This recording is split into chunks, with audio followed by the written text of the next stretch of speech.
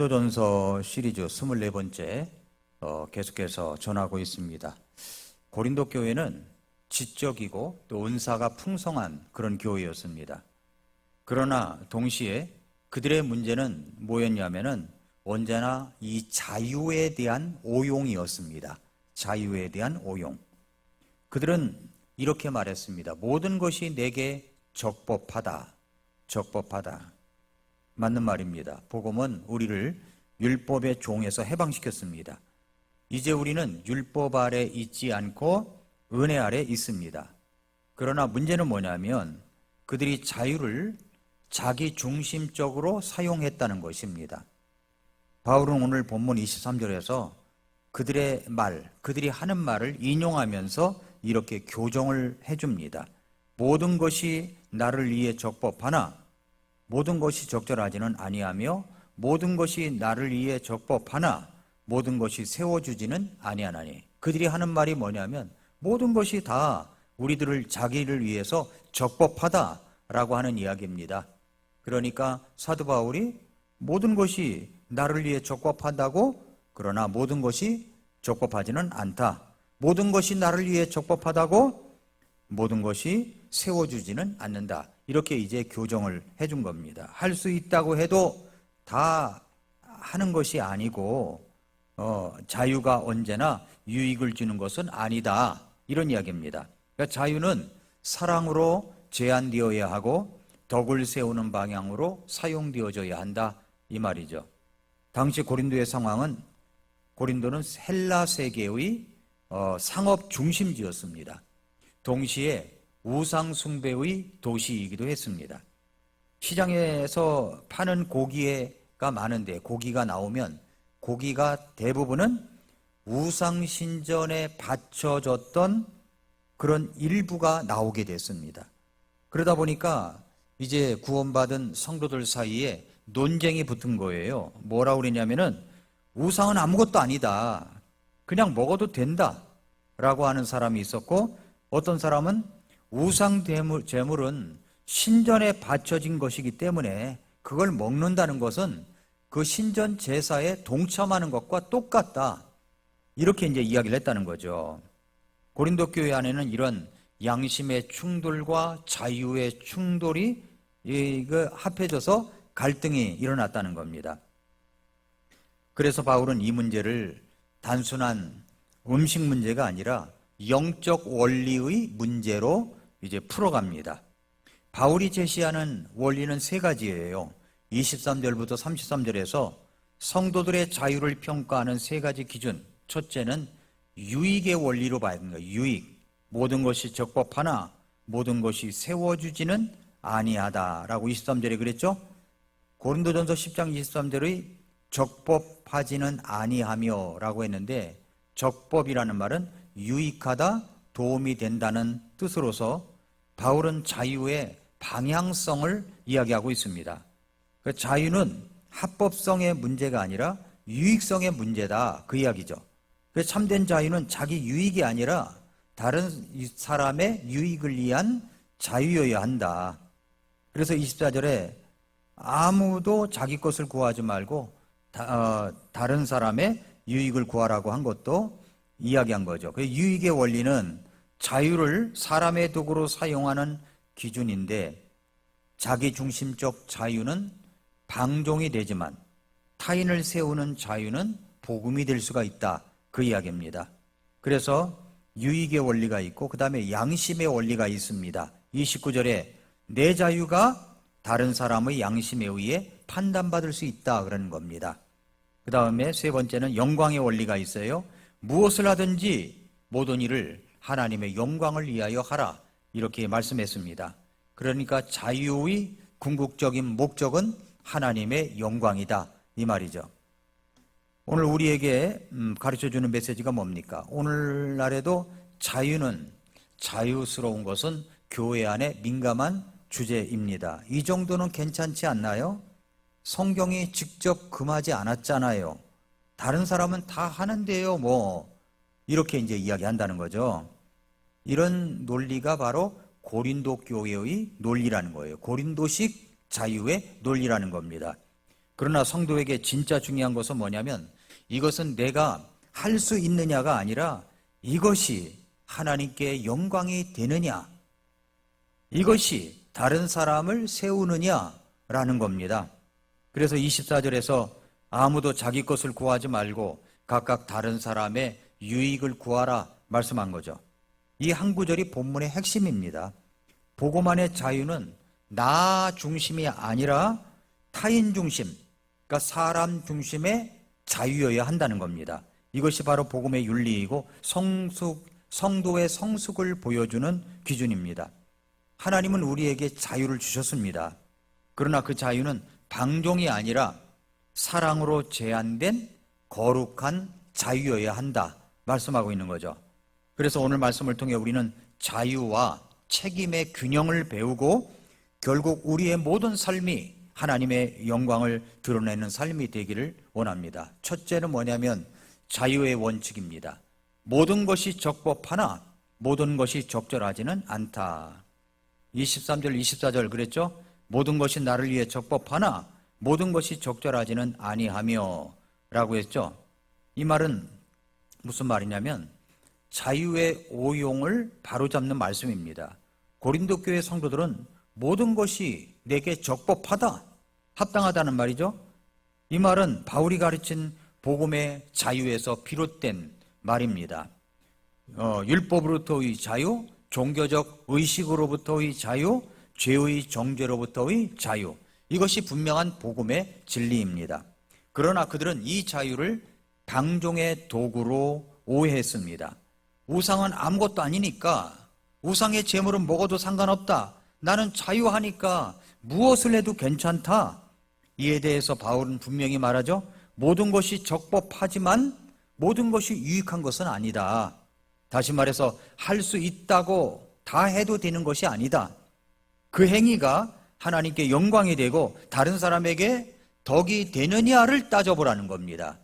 내가 할 수 있어도 하나님께 영광이 되고 다른 사람에게 덕이 되느냐, 이 부분을 따져보라는 거죠.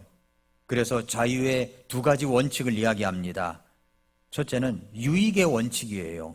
모든 것이 적법하지는 않다고 그랬죠? 어떤 일이 죄가 아니더라도 그것이 다른 사람에게 유익이 되지 않는다면 하지 말아야죠. 자유의 행사는 언제나 사랑과 유익의 목적 안에서 이루어져야 됩니다. 그래서 고린도 성도들이 우상의 제물 문제 때문에 서로 다툼이 있을 때 나는 자유하다는 말보다는 형제가 실족하지 않도록 하겠다, 이런 태도가 더 영적이었다는 말입니다. 이게 유익의 원칙이고 그 다음에 덕의 원칙이 있어요. 모든 것이 세워주지는 아니하나니, 이 세워주다라는 말은 건축가다, 교회를 세우는 그런 뜻입니다. 그러니까 자유의 사용이 교회를 세우지 못하고 오히려 시험과 분열을 일으킨다면 그것은 참된 자유가 아니라는 겁니다.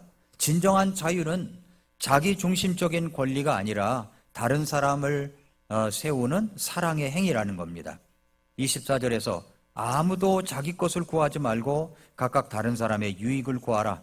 이것이 복음적 자유의 본질이다 라고 말씀하고 있는 겁니다. 자유는 자기 권리를 주장하는 도구가 아니라 타인을 섬기는 통로가 되어야 된다는 거죠.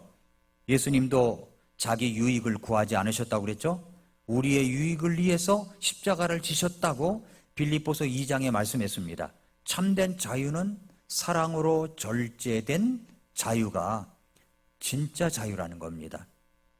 오늘 우리 시대에도 자유는 교회 안팎의 중요한 주제입니다.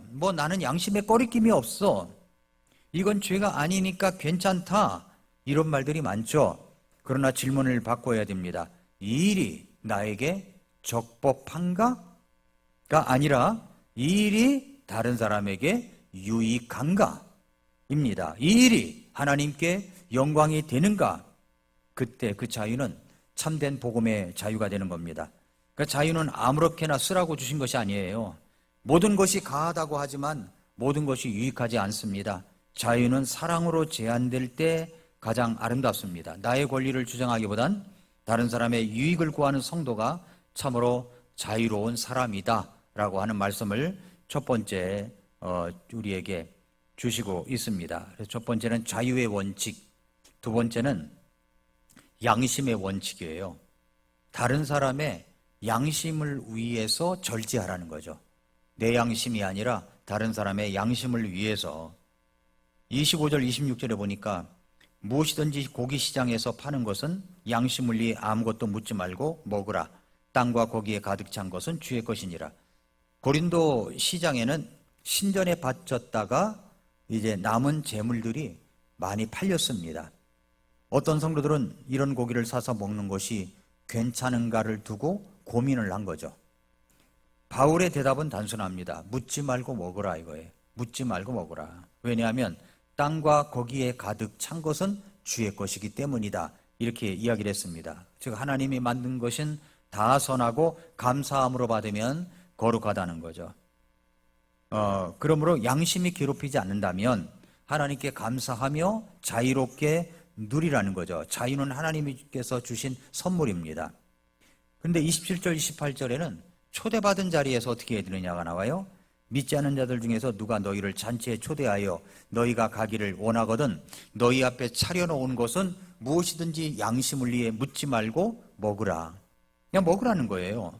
그러나가 나와요. 여기도 그러나 어떤 사람이 너에게 이르되 이것은 우상들에게 희생물로 바친 것이라 하거든 그것을 알게 한 사람과 양심을 위해서 먹지 말라. 바울은 두 가지 상황을 구분하죠. 그냥 초대받아서 먹을 때 우상 제물 여부를 따지지 말고 감사함으로 먹으라는 겁니다. 묻지 말고 먹으라는 말은 불필요한 어떤 종교적 불안을 버리라는 거죠. 그런데 누군가 말을 하는 거예요. 이것은 우상 제물이다. 제사 음식이야. 이렇게 이야기한다는 거죠. 그러면 그 사람의 나는 먹어도 상관이 없어요. 먹는다고 해서 뭐가 문제가 되는 게 아니라 그 사람의 양심을 위해서 먹지 말라는 거죠. 그러니까 중요한 것은 난 양심에 꺼리낌 없어. 이게 아니라 타인의 양심이 기준이 되라는 말입니다. 29절에서 내가 말하는 양심은 네 양심이 아니라 다른 사람의 양심이니라 말씀했죠? 그러니까 자유는 무엇으로 제한시켜야 되냐면은 사랑으로 제한돼야 된다. 사랑으로. 나의 자유가 누군가의 믿음을 무너뜨린다면 그것은 더 이상 자유가 아니라 죄의 도구가 된다 하는 겁니다. 30절에 내가 은혜로 참여하는 자라면 어찌하여 내가 감사를 드리는 그것으로 인해 내가 비방을 받아야 하겠느냐. 바울은 자신이 하나님께 감사하여 먹는다면 본래 그 행위는 선하다고 말합니다. 그러나 누군가 그것을 문제 삼고 시험에 든다면 그때는 감사로 먹더라도 결과는 뭐가 돼요? 비방이 되는 거예요. 그 자유는 하나님께 감사로 드려야 하지만 동시에 다른 사람의 신앙 양심을 고려하라는 말씀입니다.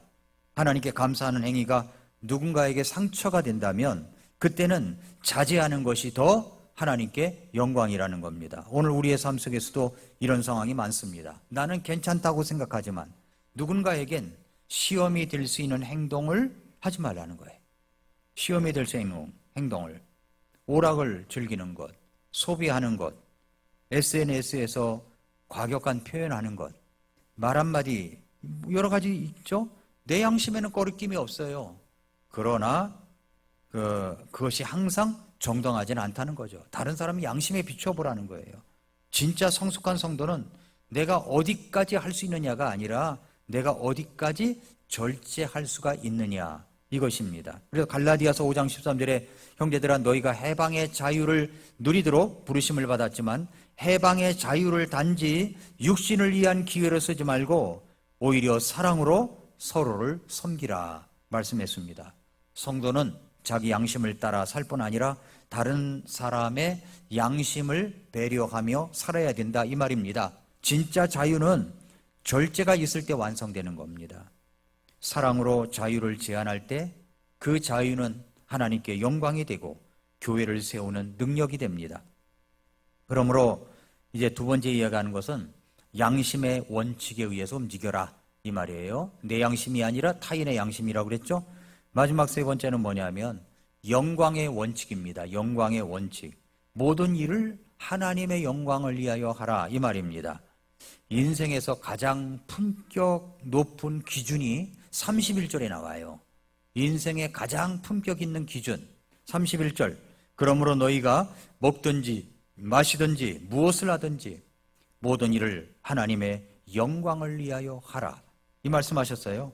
이 구절은 성경 전체에서 가장 포괄적이고 실천적인 신앙 원리입니다. 바울은 신앙생활의 모든 영역을 한 가지 기준으로 정리를 했어요. 뭡니까? 하나님의 영광을 위하여. 하나님의 영광을 위하여.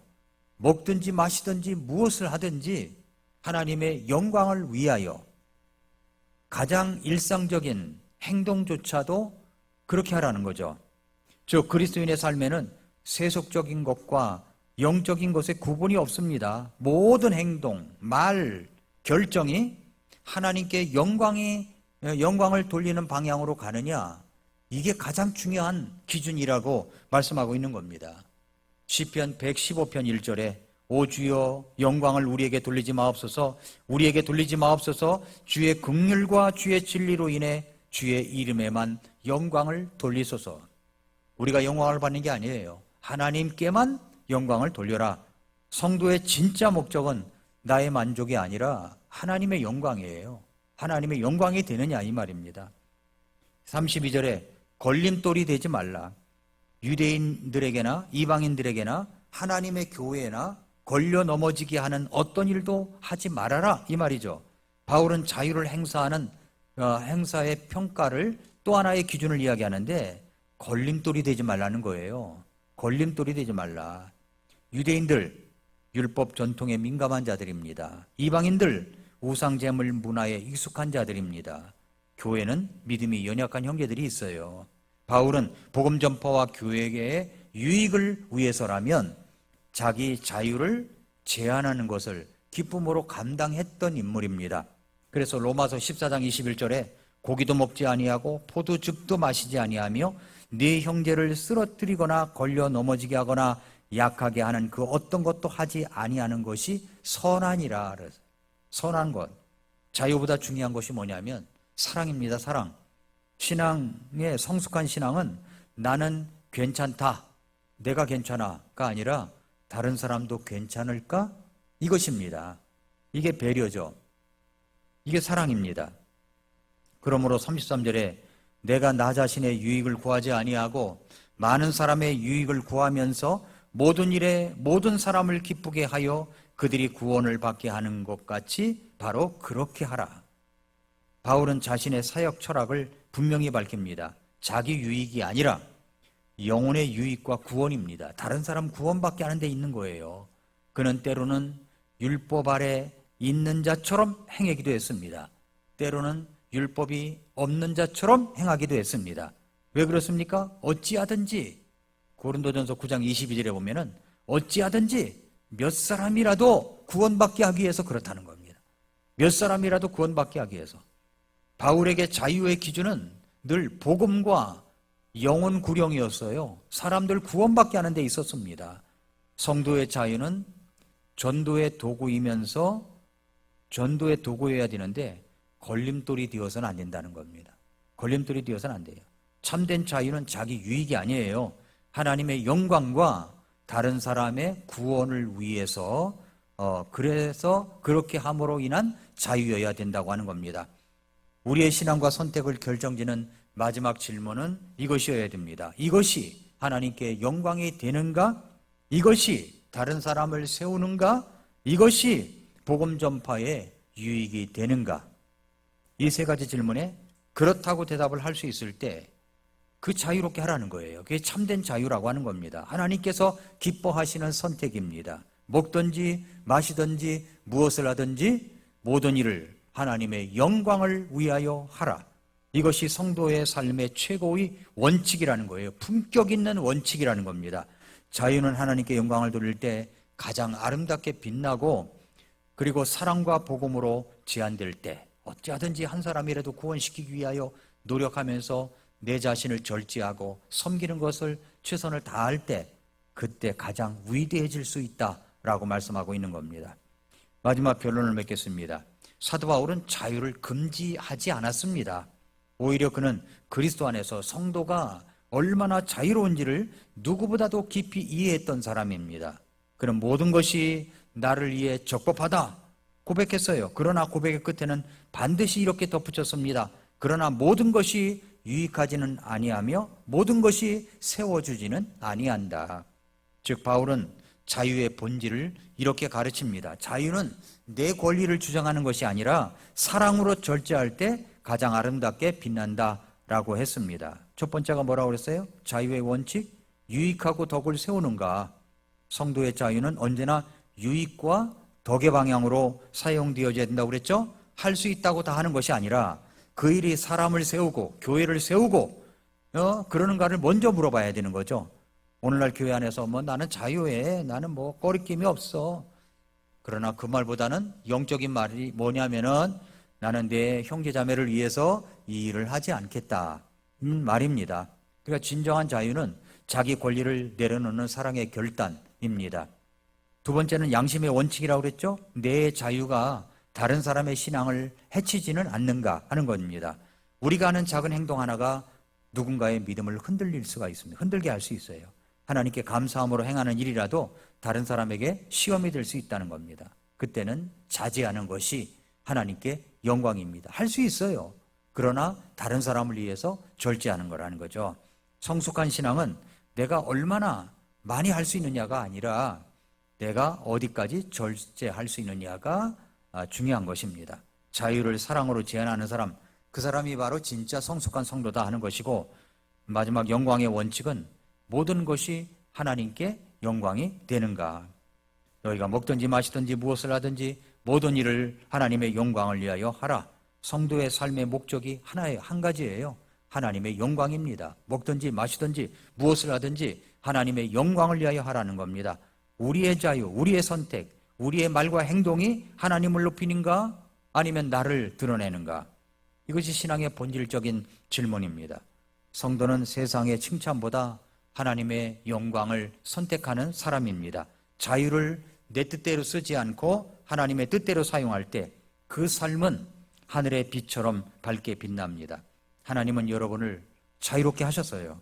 그러나 그 자유는 제멋대로 사는 자유가 아닙니다. 하나님을 영화롭게 하고 형제를 세우며 복음을 드러내는 자유여야 합니다. 오늘 이 말씀을 통해서 우리가 이렇게 결단해야 됩니다. 나는 나의 권리를 주장하기보다 다른 사람의 유익을 구하겠습니다.